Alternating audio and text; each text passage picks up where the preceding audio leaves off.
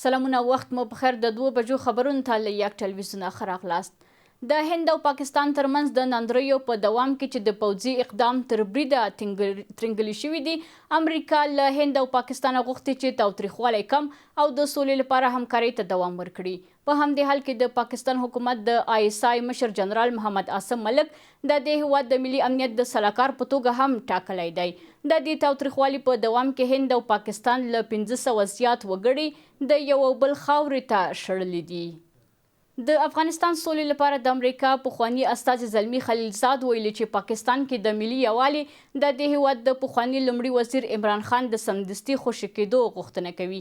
زلمي خلیلزاد په خپل ایکس پاڼه کې لیکلي په داسې حال کې چې له هند سره تاوتریخوالی او د شخړې احتمال زیات شوی، خو پاکستاني مشرانو په دې هیواد کې د ملي یووالي غوښتنه کړې ده. خلیلزاد د پاکستاني مشرانو له دې ګامه هرکلی کړی، خو زیاتوي چې په پاکستان کې د ملي یووالي پر وړاندې تر ټولو لوی خنډ د عمران خان دوامداره زنداني کېدل دي. د بهرنیو چارو وزارت سرپرست امیر خان متقي قطري چارواکو سره د کتنو په دوام د نړیوالو همکاریو په برخه کې د دې هیواد د دولت له وزیر مریم بنت علي بن ناصر المسند سره کتلي دي. د قطر بهرنیو چارو وزارت د خبر پاڼې له مخې دواړو لورو افغانستان کې د زده کړو او روغتیا د ملاتړ پر لارو چارو او له افغانانو سره پر مرستو خبرې کړي. د خبر پاڼه کې راغلي چې دا کتنه د تېرې چهارشنبې پر ورځ ترسره شوې ده. د سیمې له هیوادونو سره د اقتصادي او سیاسي اړیکو د پراختیا لپاره د اسلامي امارت د هڅو په دوام د سرپرست حکومت یو لوړپوړی پلاوی د روسیې په کازان ښار کې د روسیې او اسلامي نړۍ نړیوال اقتصادي فورم په 14مه غونډه کې ګډون کوي.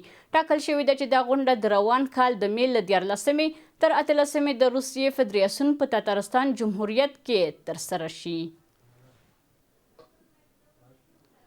په پاکستان کې د نامنیو په دوام کې د پښتونخوا په بنو سیمه کې له وسلوالو سره په جګړه کې 3 پولیس وژل شوي دي.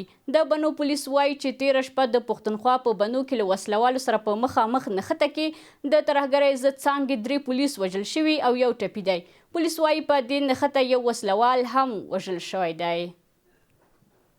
د هندي کشمیر وروستۍ پیښې پر سر د هند او پاکستان ترمنځ د تاوتریخوالي په دوام کې هند په یو تازه اقدام کې د پاکستان لپاره خپل هوایي حریم وتاړه. دا په داسې حال کې ده چې تر دې وړاندې پاکستان هم د هند الوتکو لپاره خپل هوایي حریم تړلی و. دا د 2 بجو خبرونه، تر بیا ښه وخت.